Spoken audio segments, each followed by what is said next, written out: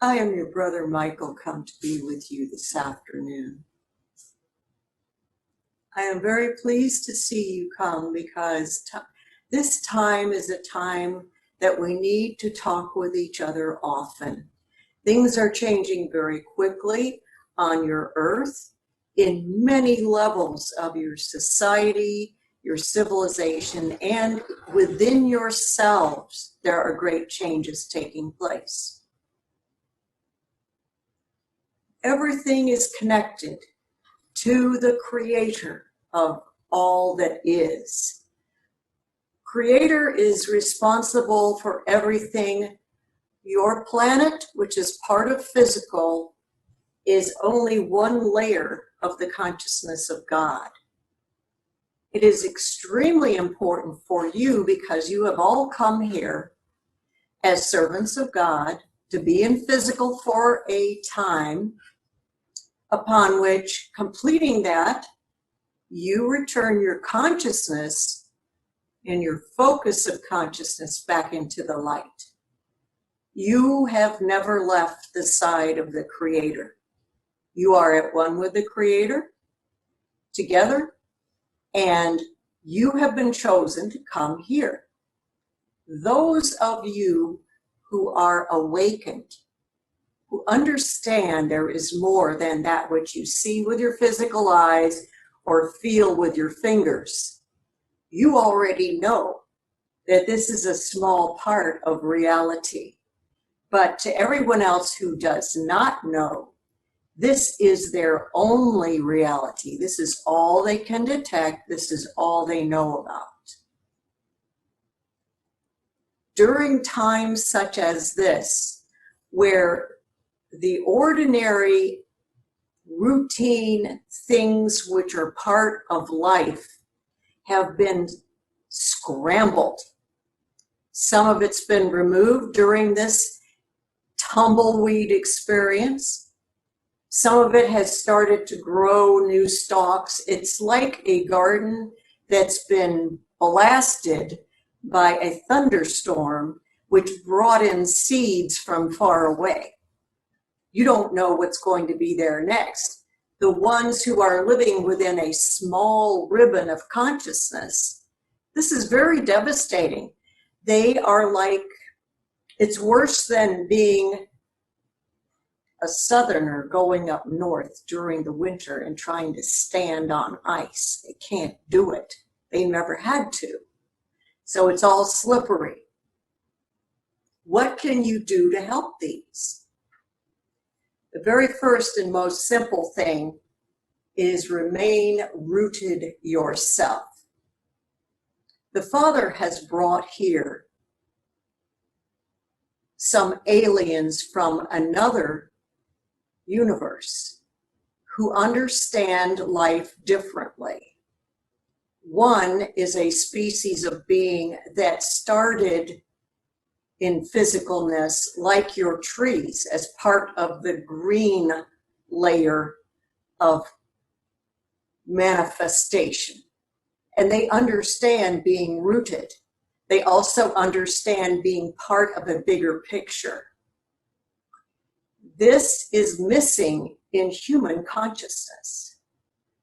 What you can do for those that don't have it is recognize your own roots. You not only have roots coming out the top of your head, which go into the heavens, which is your true self, of which this is a tiny thread of consciousness. But you also have your roots deep into the ground. Everything you get from the ground creates this physical entity that people see and can touch, can hear.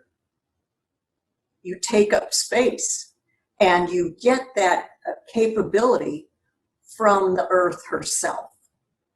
So when you are rooted and calm in the midst of tumbleweed experience for everyone else, you help those around you to get hold of themselves just by being calm. You don't even have to say anything to them. just by being calm. And once they calm down, they instinctively know inside this level, this being, is only part of reality. They realize because everyone has had someone who has left the physical realm and gone back to spirit. While your idea of what is reality is all discombobulated, those who are in spirit have a much better chance of connecting to you. The ones that already know this, it's great. It expands your abilities. The ones who are not prepared for it, either it's terrifying or it's comforting because it's their best friend that passed over, or it's their parents or granny or someone that they know and trust and miss. They feel the consciousness, they hear the voice, they feel the presence, and this gives them courage. This is also a confirmation of something that every one of you should suspect, that you have a being beyond that which is physical. You are made of light and you are spirit. So the first thing you can do for everyone around you who is terrified by all of this is to be calm, to be rooted both in the ground and in spirit, and then to show your faith. How do you show your faith? You show your faith in God by being kind to those who are unkind, by being helpful to those who are unhelpful, and by accepting help from someone who thinks you need help and tries to help you. This is a chance for them to reconfirm to themselves that they are a person of worth as well. And there are some that have been buffeted down by life, by circumstances, by tradition. And when they reach out and try and help someone else, they are confirming in their own being that they are worthy. So accepting help from someone who's not really even helping you, but they saw you, they saw that you are receptive and they want to help. So that's a good thing for you to do as well. So being rooted and calm, accepting help, and then giving help. What kind of help can you give? The first is by just being who you are, maintaining a state of peace, and then following your inner guidance. No one is going to tell you in advance what to say to that stranger over there. Wait till they approach you with something. They might want to help you. They might want to tell you their story. This often happens in public places like a grocery store. They don't have anyone that they know that they can turn to, and they see the light around you without seeing it with their physical eyes. They know there's something all right about them talking to a complete stranger. If you have the time to listen to them, that's good. And whatever you learn from them, take that and put it on your own list of prayers. God, bless this one for being brave enough to talk to me. Bless this one with whatever it is they are struggling with. Many times you will find that they are trying to help someone else rather than facing their own struggles. They are helping someone else, which is the first element of spiritual training, is to get out of self and help someone else, because you all are one. So they are teaching themselves that lesson spontaneously because of circumstances. And you can help them through that just by listening to them and validating, Yes, what you say is true. Yes, what you say is good. Yes, you're doing a fine job. Continue, continue, continue. God is going to bless you for it.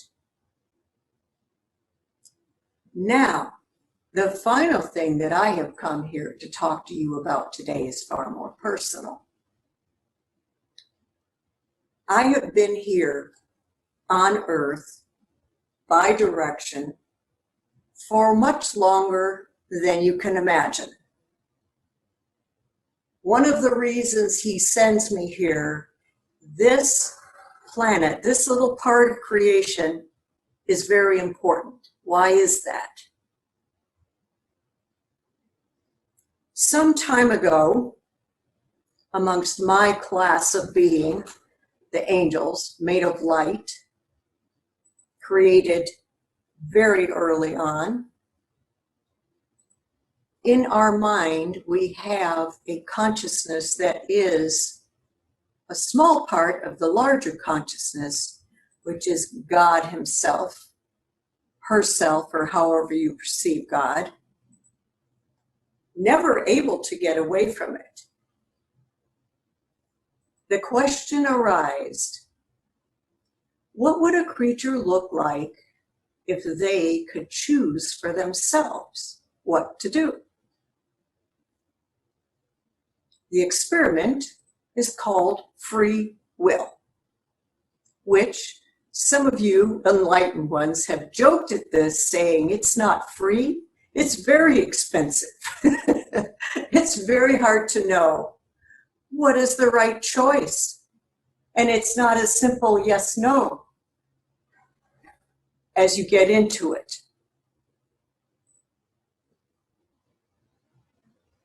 The Father made this planet and the special beings that you are for this planet and this experiment. This experiment is protected. It's in its own bubble of light. Yes, you've heard all these horror stories about flying potatoes in outer space headed towards your planet. Well, of course, space junk is there. And if you were to have a large flying potato on your planet, it would not be good if you ran into it. Why do they not come? There is this aura of protection around this planet to keep these influences out while you are yet, it's almost like you are still in the womb, in utero. You're still protected. You're trying to figure out who you are as a species, not just a race, as a species of being. How connected are you? Those of you who work with the plant kingdom or the animal kingdom, and let's not forget the stones, know that they all are quite aware of their own higher consciousness. They know they are part of the bigger picture instinctually. They have no lessons to learn on this part. The only species that has this lesson to learn is the human species. So those of you who come here as old souls, you are aware of who you are. You are aware of your origins. You have all volunteered to come here. Why did you choose this? Coming here, which makes you subject to time, allows you to create experiences, not just for yourself, but for all those connected with you, that helps to lift the consciousness of all of your species, not just one individual, everybody. And you do so out of goodness, because you know this is why you came here to be good and raise the level of good. Those who came here as sleepers, who came here by chance, who came here by indiscretion, they have the harsh lessons to learn, and they are very good at dealing them out to others. I am sure you know a few of these. Don't we all? inside, they have the same creator. They have the same reason for what you do affects all others. They may not realize this applies to them, but it affects all others. So focus yourself. Maintain your, like a lightning rod, attract the good and allow yourself to be a conduit to bring in more good, no matter how you are surrounded by that which is less than good. Not the opposite, but less. This is part of rising in your consciousness. So you who are here today get to hear me expound on this, because I am here to confirm your own suspicions on this. And I am here if you have any questions about a particular situation that you are wrestling with right now, or something that you want to do and you want to be sure that this is the way to go. I don't have all the answers, but I am connected to one who does have all the answers, as are you. And together, if I cannot help you, we will ask for an answer. And remember, sometimes the answer is no answer, and sometimes the answer is not now. I hate that answer, don't you? Not now.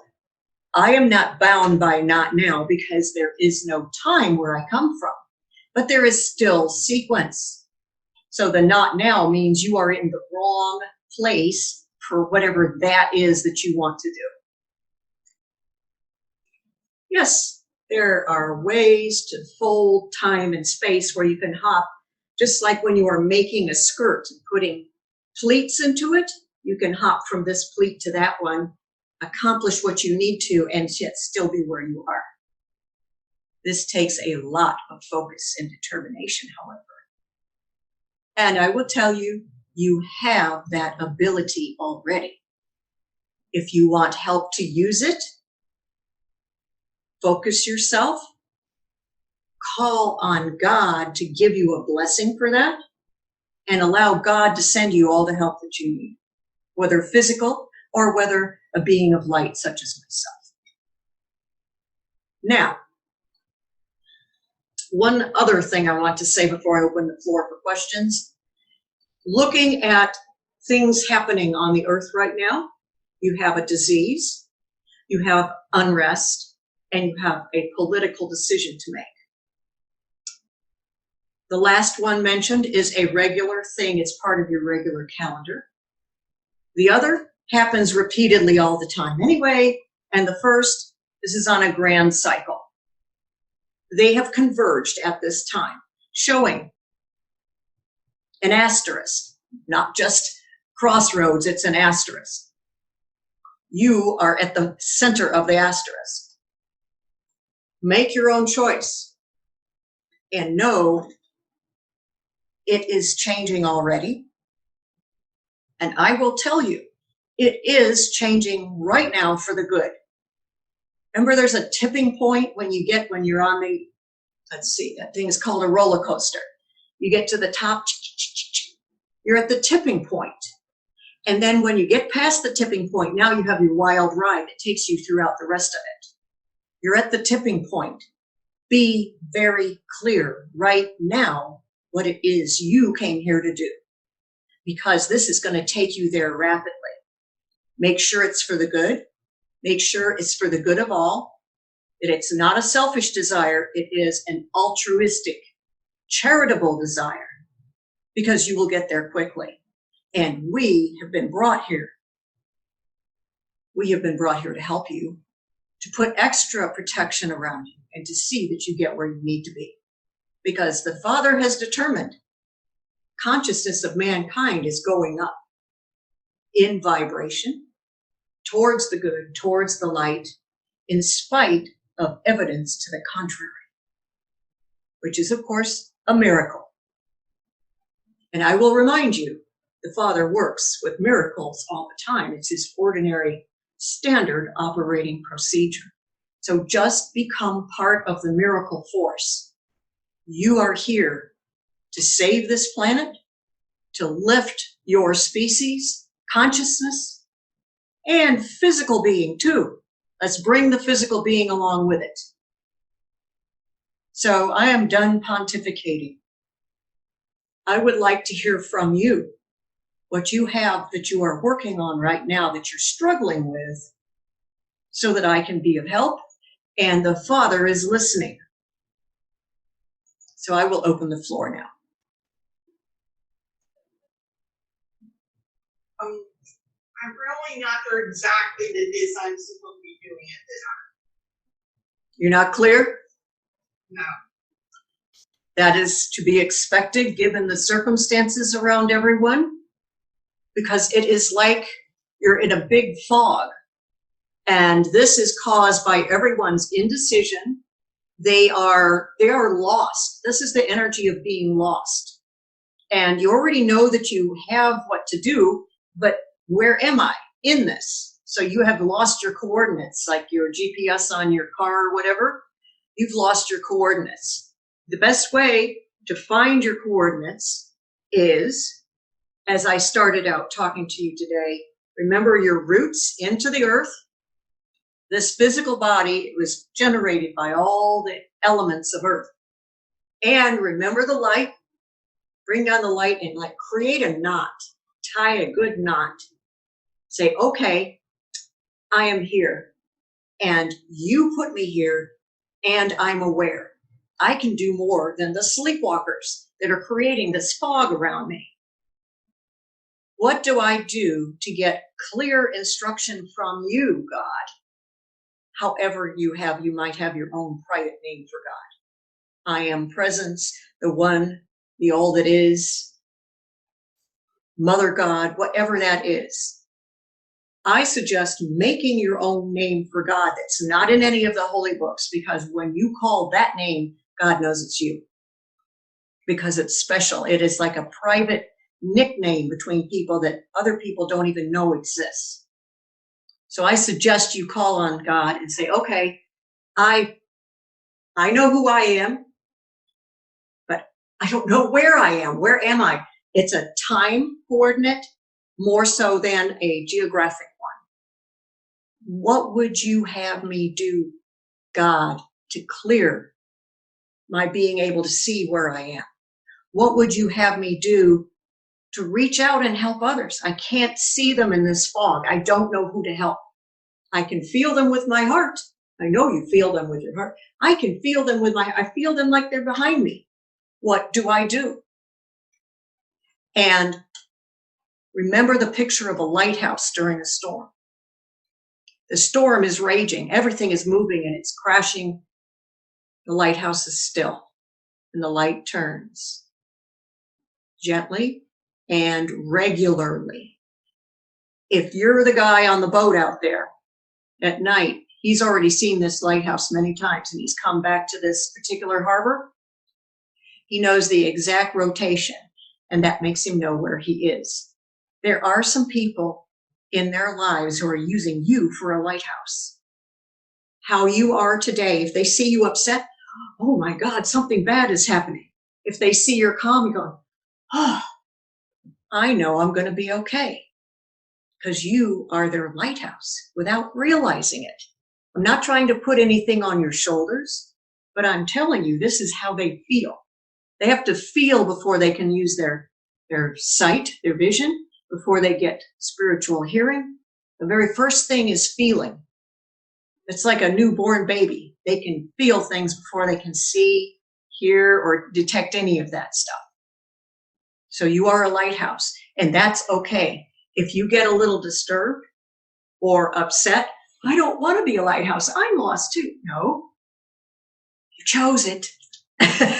You are here. You chose it. And that doesn't mean you can't move around. When you move around, the signal that you are putting out stays the same.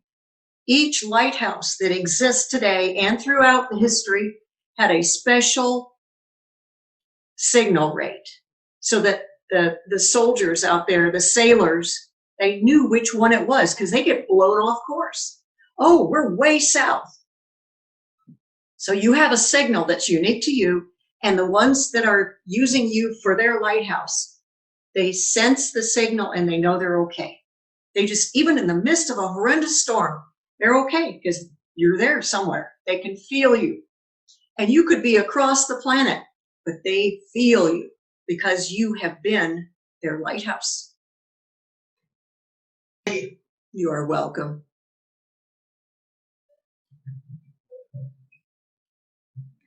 Just want to thank you for being here to share with us.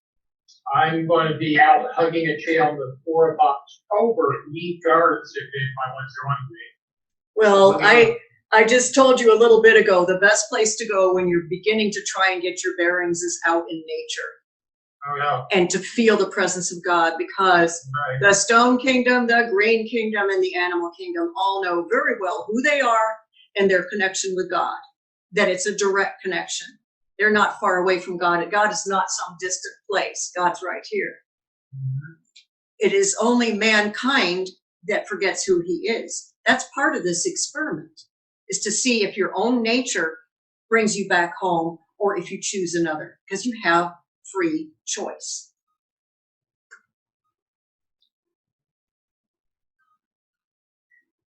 Are you done? Yes, I guess I am done.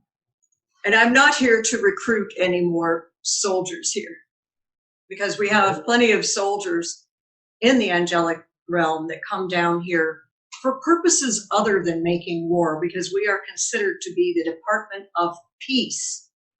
I am here to maintain peace, not to destroy it. So anyone that wants to be in my department, I always need more help.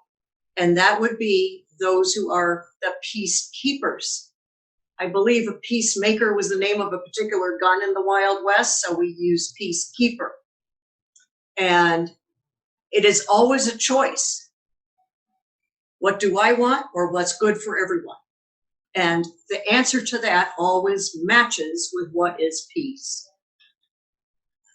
I would like to conclude today's talk and meeting with great thankfulness in my heart that you are here and that you are doing this work, because you are putting yourselves on the line above and beyond most of mankind. You are the few that can hear us inside. You're some of the few who can feel our presence. And you are some of the few who know that you are directly connected with God. So remember these things always. And now I will conclude with a prayer.